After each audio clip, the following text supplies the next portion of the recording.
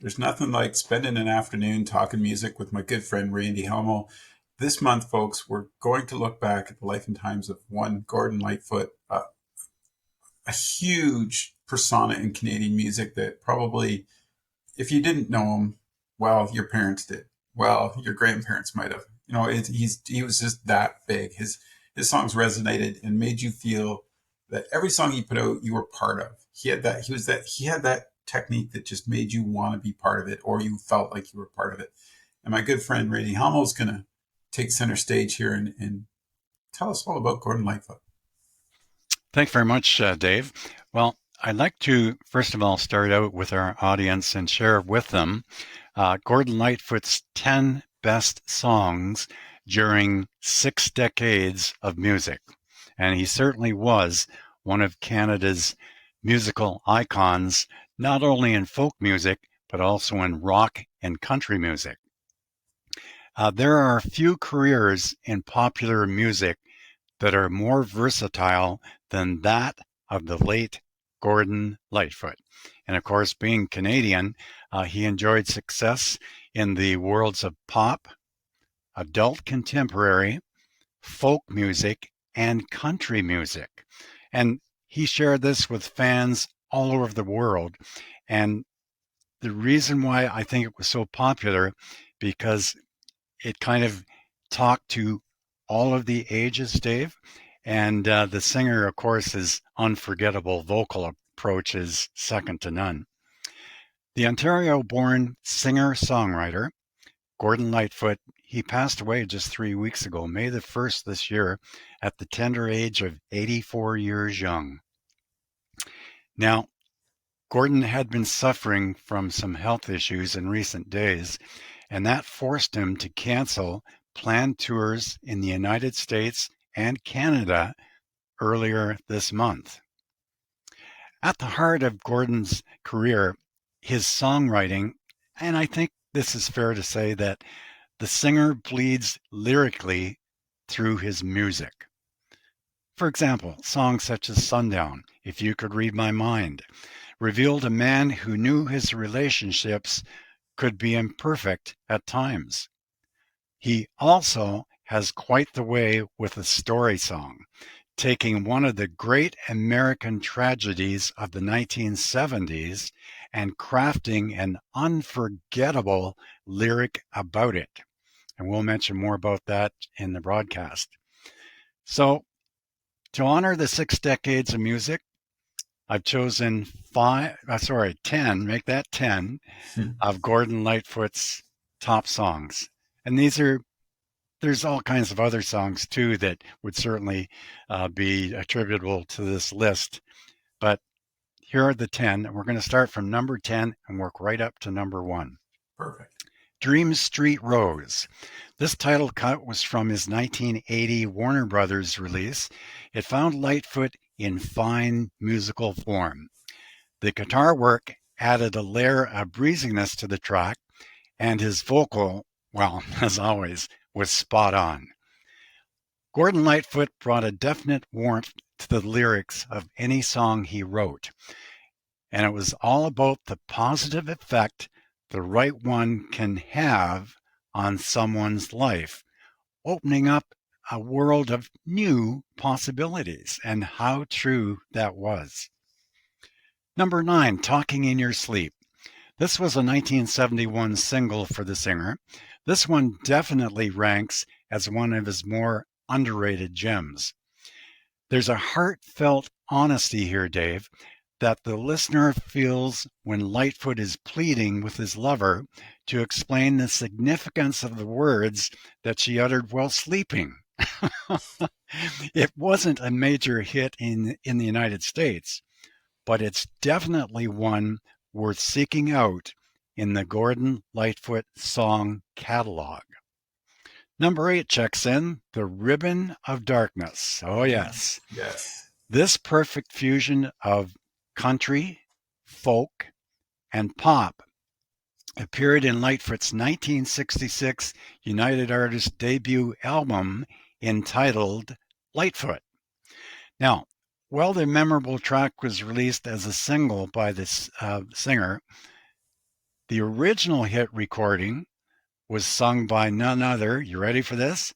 Marty Robbins. I didn't But know that. it also was recorded by Connie Smith and the late Olivia Newton-John. How good Wow. is that? Yeah. And the songs for each of these artists, including Gord Lightfoot, went to the top of the Hot Country Songs Billboard. That's incredible. Ah, Number 7, Rainy Day People. The singer carried a hit in 1975 with this moving number about those people in life that you might not hear from every day, but they always have an uncanny knack for being there just when you need them. And how true is that? The song originally appeared on the excellent Cold on the Shoulder disc. Number 6, Anything for Love. Oh, yes, this was a good song too.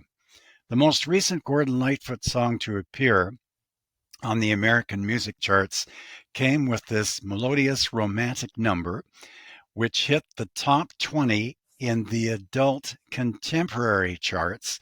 And the year was 1986, and it also earned him his last ranking on the Hot Country Songs chart as well. Carefree Highway, number 5.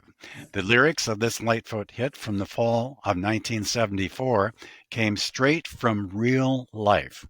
The character of Anne, with whom Lightfoot laments a failed relationship with, was someone that he once dated.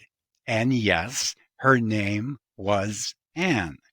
The single was the second release from his Sundown album. The Circle is Small, number 4. That song earned Lightfoot his final ranking in the top 10 on the adult contemporary charts in 1978 and was one that actually had been around 10 years prior to that in 1968. And that was recorded on his disc Back Here on Earth. Wow, that's incredible. Number 3, If You Could Read My Mind. And Lightfoot was a star in his native Canada, of course, as we all know. But when he released this song on Reprise Records, and of course we know Reprise Records, that was a huge record company in the 60s and 70s, and, well, Frank Sinatra, Dean Martin, just to mention a few, they recorded on the Reprise record label. So this proved to be his ticket to success in the United States, If You Could Read My Mind. This Gordon Lightfoot classic, written about the breakup of his first marriage, has become one of the most coveted tunes, with also versions by Johnny Cash. I never knew that. But not only that, Barbra Streisand recorded it also, If You Could Read My Mind, and also the late Olivia Newton-John. So here we are. There's 3 exceptional worldwide artists that also recorded Gordon Lightfoot's If You Could Read My Mind. But Gord still has the original. Yep, I agree. Number 2, The Wreck of the Edmund Fitzgerald. Traditionally, story songs are a sure bet to make an impact with an audience. And we both know that, Dave. So Lightfoot put that theory to work with this hit in the late 1976. The song was inspired by the real-life sinking of the ore carrier in Lake Superior that took the lives of 29 crew members in November of 1975. And you know, after more than 40 years, this remains one of his best written songs. That's true. That's gospel. Yeah. Sundown. Well, at the top, what goes on in a relationship when day becomes night? Well, apparently a lot, as Gordon Lightfoot confessed in this deeply personable hit from the spring of 1974. There has always been a sense of mystery about this Gordon Lightfoot song that remains his most essential hit single, and his only Hot 100 #1. Wow. Some have said the lyrics about the crazy depths that a relationship can take a person to were inspired by Lightfoot's one-time relationship with Kathy Smith, who later was involved with the late John Belushi, and she served 15 years at the California Institute for Women due to her role in the comedian's death. Now, Gordon Lightfoot, he never had confirmed or denied the theory, but in 2008, he was told from Matt Fink, who was an American songwriter, "I think my girlfriend was out with her friends one night at a bar while I was home writing songs. I thought, I wonder what she's doing with her friends at that bar. It's that kind of feeling. Yeah. Where is my true love tonight? What is my true love doing?" I guess a lot of people really do relate to this. That's part of romance. That's part of the wondering. Without referring, of course, to Smith. We don't want to name any names. Right. That concludes our top 10 for Gordon Lightfoot during his 6 decades of music. And I just want to share with our audience, Dave, some of the updates on his music. In today's world of streaming and digital concepts and the whole works, 3 of Gordon Lightfoot's 1970 classics, of course, he died May the 1st of this year, they infuse these 1970 classics of Gord Lightfoot, they infuse the top 5 on country digital song sales today, right today, May of 2023. Sundown re-enters at a new high with 9,000 units sold. That's right, this is actually in today's world, May of 2023. Followed by the Wreck of the Edmund Fitzgerald, which sold over 7,000 units. And then, of course, Carefree Highway debuted number 5, selling over 4,000 units. Like, this is 2023. These songs were written years ago by Gordon Lightfoot, but they've been rechanneled into the digital streaming era, and people are buying up Gordon Lightfoot's songs. Like, how good is that? Especially the Wreck of the Edmund Fitzgerald. And even today, the mystery surrounding that, it's surpassed, there's been movies made of it, books made of it, media, you name it. And the only other story that has such a significant impact in shipwrecks in modern times, Dave, and we both know this, would be the sinking of the Titanic. Yeah.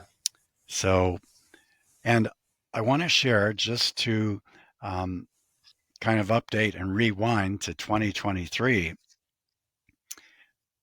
the live Gordon Lightfoot album, billed as his final release, is set for July 14th this year. Now, this was done at the Royal Albert Hall in London, England, in the year of 2016. Okay. Now, a representative from the Lightfoot music says the musician, Gordon, was very adamant that the album be released as soon as possible in the weeks leading up to his death on May the 1st.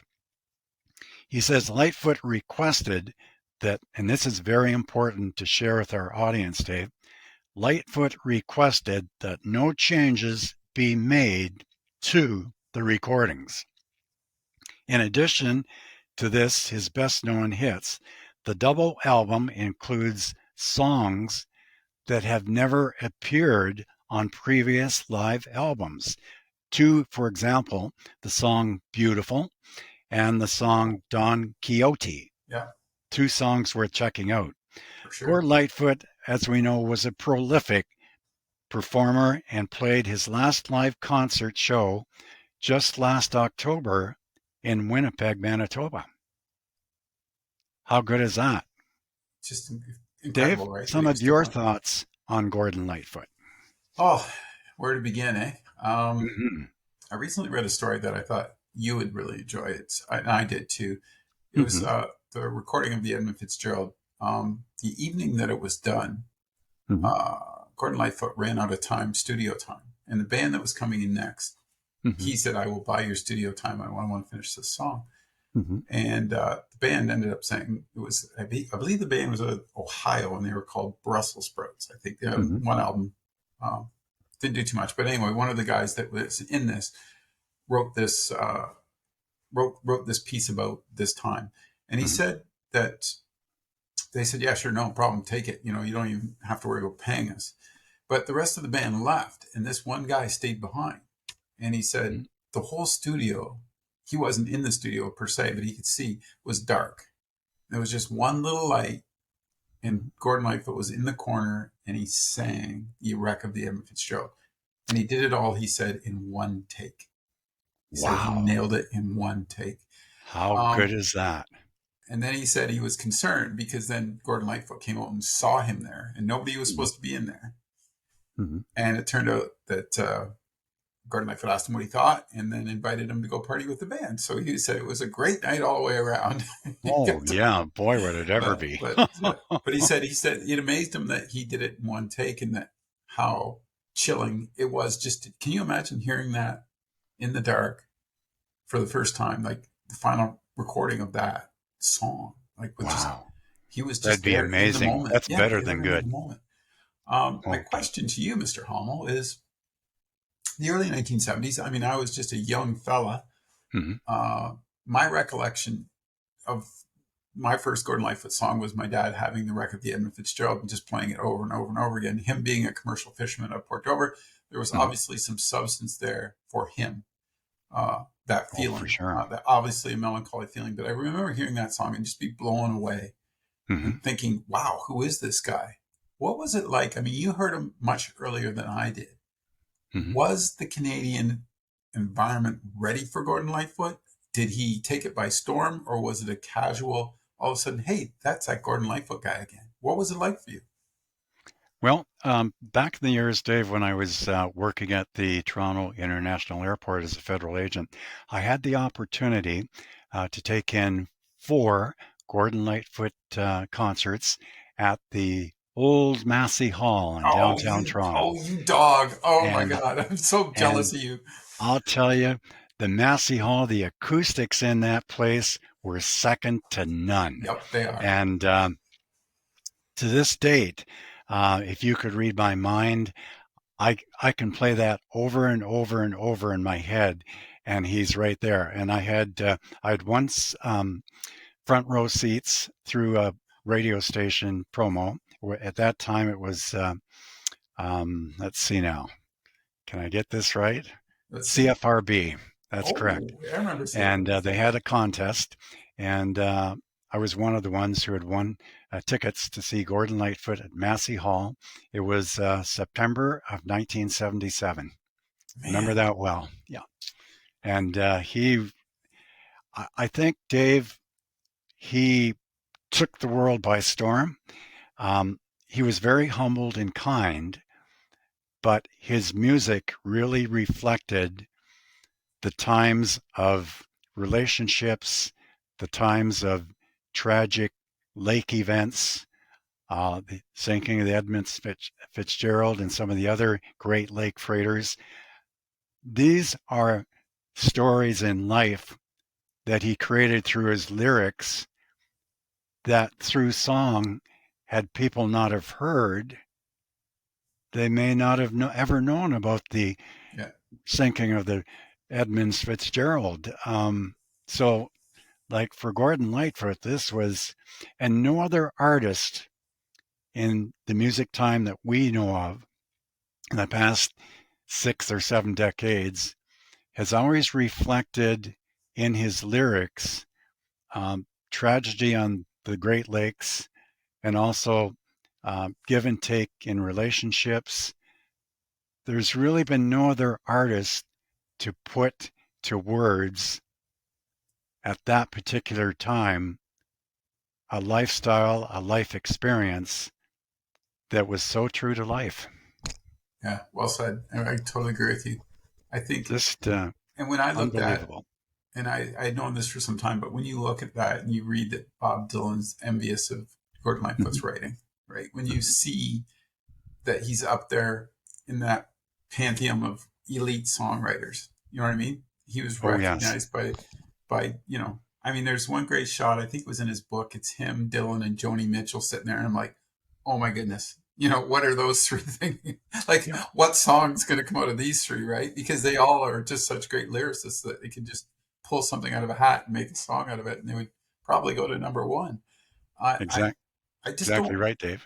I think when like for you, what was your first memory of Gordon Lightfoot? Like, what song did you hear first that kind of resonated with you before The the book? first song I ever heard uh, with Gordon Lightfoot would have been If You Could Read My Mind. And that was on CFRB at that time. And I thought, wow, this is a great song. And I listened closely to the lyrics. And like in that day and age, that song was right up there with a lot of the current folk singers like Peter, Paul, and Mary, Yeah, Simon and Garfunkel, just to mention a few folk groups. Gordon Lightfoot was right there. He was right there, and he made, I think, through the lyrics of his songs in the time he had lived in his prime time, it really reflected the times in which we lived during that time frame. I think on your top 10 list, I really enjoyed that. I would have probably added the Railroad Trilogy, Mm-hmm. just because that talks about this country.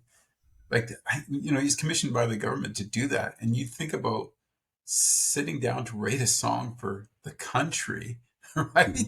And he Oh just did it yeah, marvelous. It tells you, you feel like you're on that journey in that song, like you feel like you're part of that, building that railroad.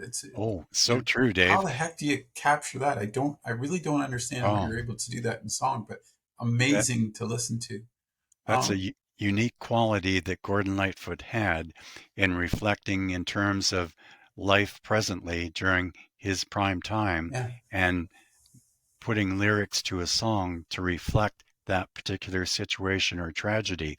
And, in over 500 songs that Gordon Lightfoot had written, he was certainly one of Canada's, and I'm sure you would agree with me on this, Dave, he was certainly one of Canada's most beloved musical chroniclers of historic events. yeah, for sure. Yeah, it's a great way to. I love that wording there. I never got to see him at Massey like you did. I Oh, yeah. wish. I Yeah. wish. I will Yeah. tell you though that I did get to see him live, and it was unfortunately, and then unfortunately or unfortunately, it was at the Sky Dome. But Hmm. he, Blue Rodeo opened for Gordon Lightfoot, who opened for Simon and Garfunkel, Hmm. and it was just those three bands for me were like, oh, how can you do any better, right? Like, Oh, for sure. give Gordon an Absolutely, audience Dave. of 50,000, he's gonna love it. You know what I mean? Like, he was taking it in, that's for sure, that evening. But that's who he was. That's the personality. And I think we get stuck because he stayed in Canada. He lived his life in Canada. But Yes. when Elvis Presley records your music, you're something, right? Oh, yes. Certainly is. But that's what I No mean. Like, question. I don't think we realize the depth when Dylan says he never heard a bad Gordon Lightfoot song. You know what I mean? That's Like, right. you're just like, why are we not more aware of what this man has done musically, right? I think he was always there. Like, Yes. sorry, I'm wrong. I saw him 4 years ago. My son bought me tickets and I Hmm. saw him, and I was just so happy that my son bought me tickets, me and my wife, but he Hmm. went with us. And I'm like, dude, you get to see a legend. Like, there's not Yeah, many left. This is a exactly. living legend, right? In our country, you know, I Oh, that just, would be quality time well yeah. spent together with family, Dave. Yeah, and then Oh just he my played God. everything. He played a melody of everything, right? Hmm. He had so many songs they were broken down, right? So Yeah. you'd get a few bars of this and a few bars of that. But I just thought I was so appreciative that you had that opportunity again to see this man, this Canadian icon. Can't Yes. no other way to describe it, right? No But question about it, Dave. Best of the best, not only in folk music, which he thrived on, but also adult contemporary and country music too. yeah, yeah. There was a great. I heard when he passed there a few weeks ago. I heard this on CBC. I heard Jim Cuddy speak. Hmm.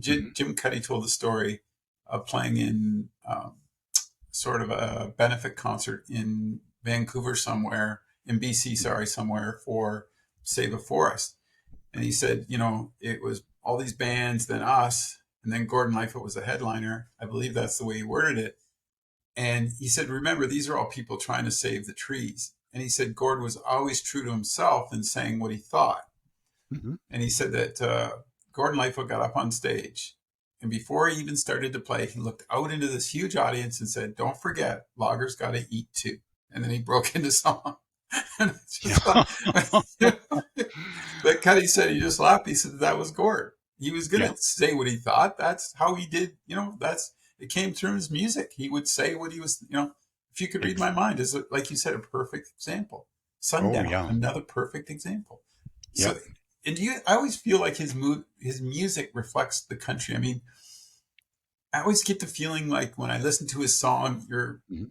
you're in the North Country and you're getting ready to go for a swim in a cold lake, but it's so refreshing. It's like his Mhm. music's like that, right? It just you Exactly, feel the music go through you like like the country. like a breath of fresh air. Yeah, Yeah, exactly, exactly. yeah. Is he in your top five musicians? Do you? I know that you have a lot. You have a broad spectrum Hmm. of music, but is he one of those guys for you? Oh, definitely, Gord. Yeah, he is in my top five, mainly because he had a unique quality in his songwriting of expressing very deep, personable areas of life that a lot of songwriters wouldn't care to travel down that road because of being very risque. But Gordon Lightfoot did it the best.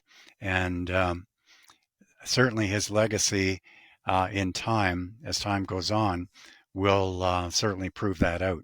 He was definitely a legend in his own time through 6 decades Yeah, of music.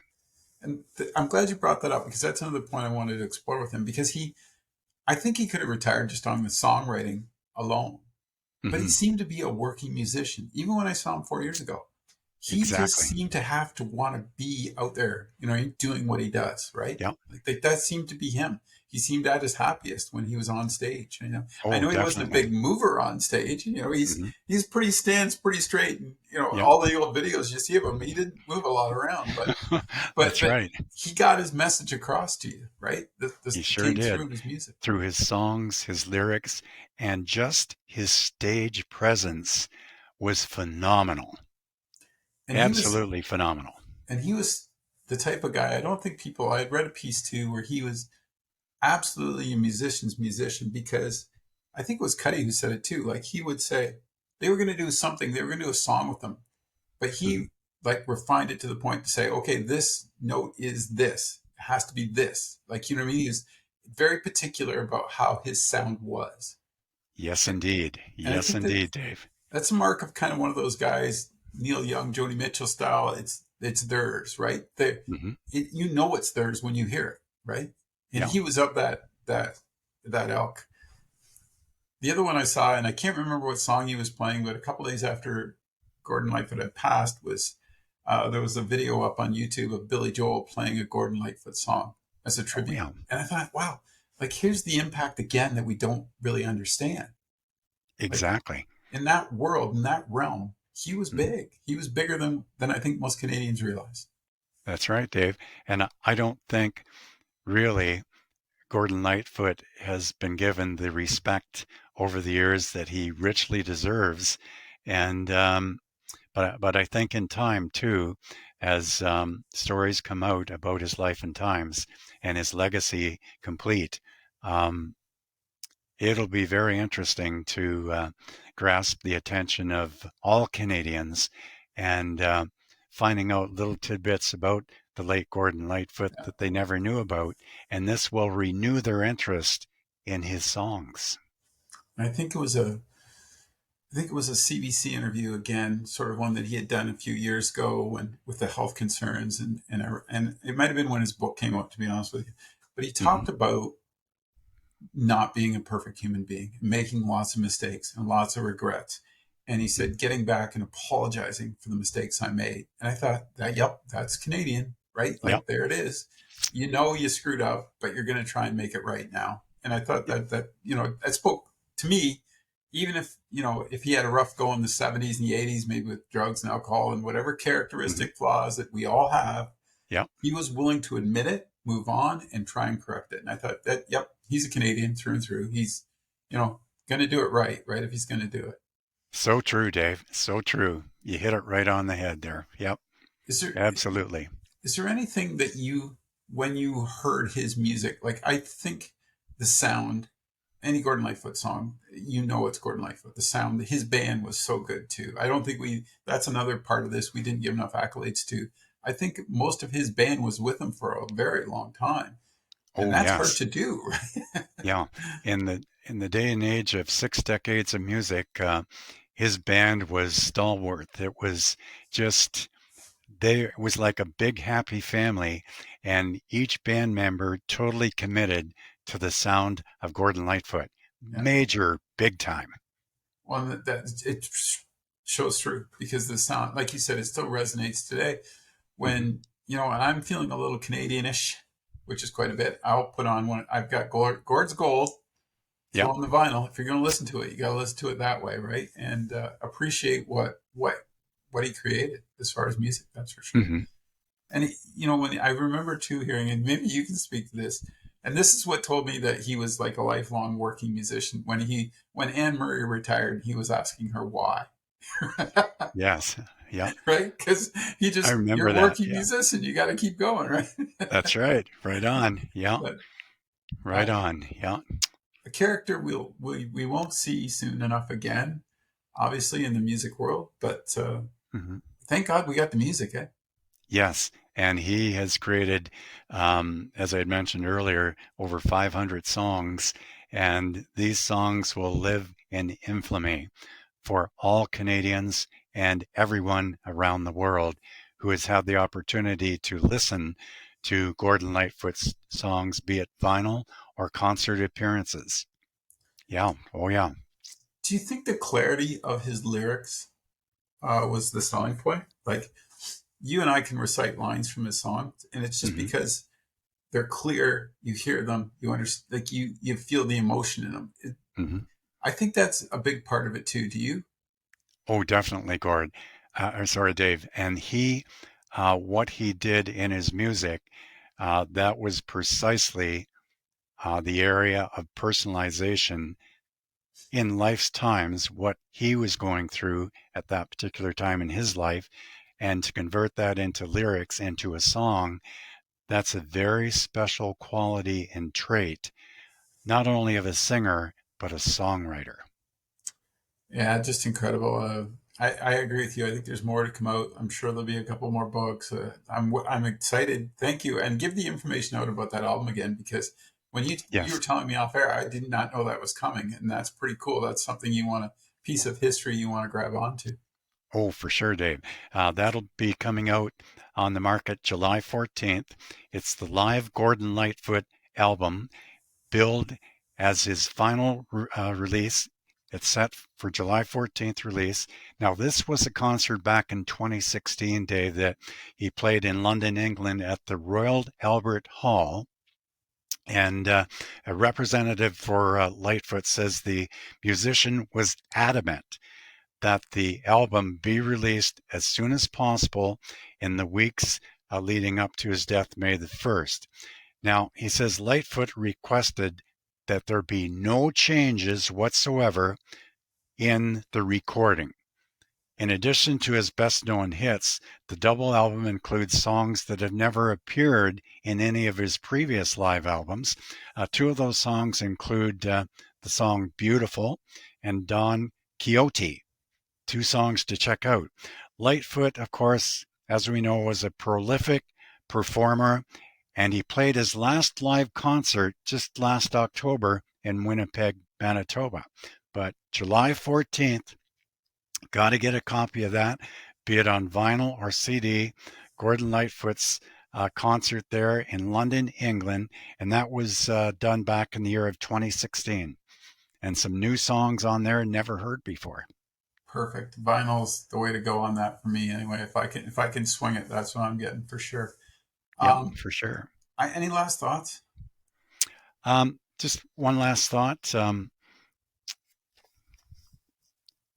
Be sure to get your copy of the May Hub magazine. Well, This Juno. magazine really is the very, very best. It really touches on a lot of current issues and items in lifestyle that you need to read and to have and digest. And it's current, it's life in today's world just for you. Mr. Hummel, thank you for promoting me. I really do appreciate that 100%. You're most welcome, And Dave. I do enjoy doing this time with you every month and doing a show. I know this one was a little hard for both of us because we had another concept, folks, that we wanted to pitch this month, but we both looked at each other. It was like, yeah, Gord, because that's who we are and that's what we care about in the world of music. Thank you for educating me today on Mr. Lightfoot. I appreciate you taking the time. Okay, Randy? Oh, I enjoyed the show, Dave. Thank you very much for having me once again. And next month, we'll feature another artist. It'll be a surprise. We won't let the cat out of the bag just yet, but stay tuned for next month. We'll have another exciting podcast on a specific artist or rock group or country group. And hey, let us surprise you, our listeners. Take care, Randy. Will do. You too now, Dave.